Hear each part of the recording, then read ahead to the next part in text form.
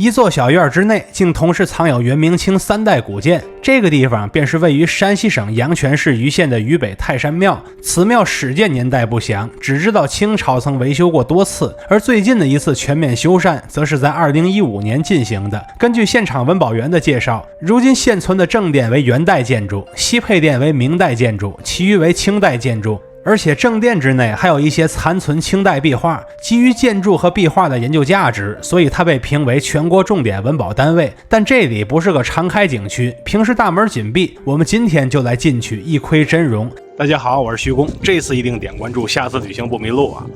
我目前在这个地方是山西省盂县的渝北泰山庙啊，好不容易进来了，一会儿咱们就来好好的逛一逛这。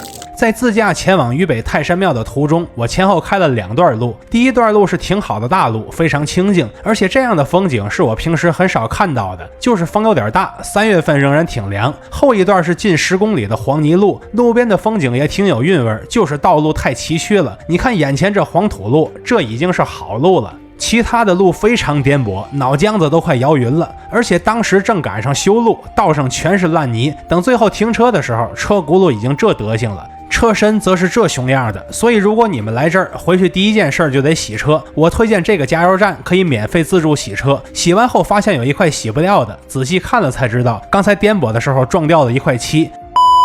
言归正传，我们来到渝北泰山庙附近的村里，稍微走了一段，就来到了泰山庙的前面。路边还有个五路将军神位，这是民间信奉的财神，但具体是谁说法不一。不知在你的家乡，五路财神代表的是谁呢？而泰山庙则是大门紧闭，没办法，只好在村里发动包打听技能，逮着个人就问。终于问来了文保员的电话，聊了几句之后，文保员张师傅帮我开了门，我也得以走进院子里一探究竟。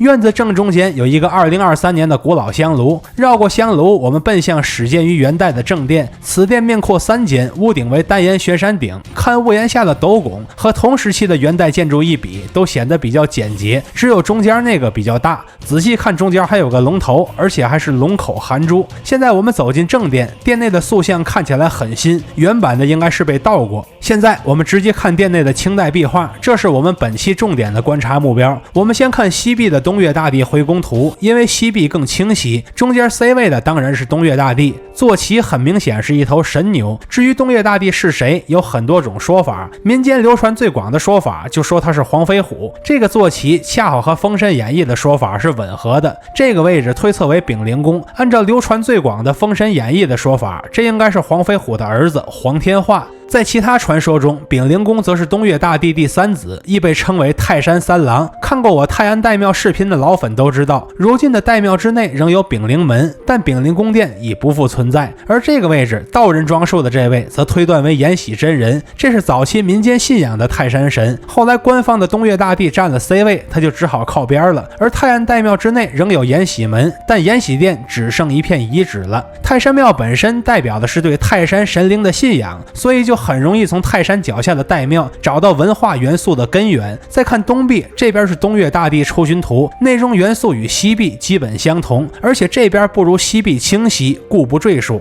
其实塑像背后也有壁画，但如今只剩一些残迹了。看完壁画，我们再看梁架，从内部看不出来建筑进深几间，因为山柱埋进砖墙里边了，看起来不方便。但我们可以换个看法，先看这个方向的木条，它就是团，2根团中间是一船，那么这个建筑可以被描述为进深4船。然后看这根大粗木头，这个叫做浮，承受几船的重量就叫几船浮。它这边没有直接承重，另一边是直接承重的，实际承受3架船的重量，推测为3船浮。顺便多说一句，这边梁架的木头简直是太狂野太原生态了，这样的梁架我一共也没见过几次，几乎每次都是元代建筑，或许这便是元代建筑的一个典型特征。最后来看斗拱，它这个补间斗拱居然比柱头斗拱还要大，这是在殿内看不到的风景。正殿的西侧有一间清代的耳殿，此殿面阔3间，屋顶为硬山顶，供奉的是藏山大王和龙王。而殿内所用的3架梁画风风也非常原生态，完全不像清代的，反而很像元代留下的。而院落西侧的西配殿是一座明代建筑，此殿面阔3间，屋顶为单檐悬山顶，斗拱和很多明代建筑一样，很像元代斗拱的画风。仔细看中间的大斗拱，上面也有好几个龙头。看完这些，我们再回到航拍视角，你有没有发现耳房和配殿都在西边，但东边是空的？这足以证明眼前的泰山庙是残缺不全的。原版的完整院落肯定比现在更宏大。现在我们来到对面的戏台，这座戏台面阔3间，屋顶是单檐硬山顶，往里看能看到戏台是分前后台的，所以它明显是明清戏台。绕到侧面更近距离看到出将入相门以及屋顶的梁架结构，这边用的符就非常手续了。最后我们来看院子里的碑林，前3块都是新碑，不细说了，直接看后边老碑。这边有光绪年间的功德碑，光绪年间的重修碑，有字迹清晰的乾隆碑，最高那块是道光年间的碑，最稀有的是一块大顺年间的碑，这是我第一次见大顺碑。另外有2块残碑，像是被同一块碑折断出来的，年份为嘉庆。其余碑刻字迹难以辨认，就无法判断年份了。这附近还有一口字迹斑驳的大铁钟，不知道是什么年代留下来的，就不细说了。至此，我们就彻底走完了渝北泰山庙。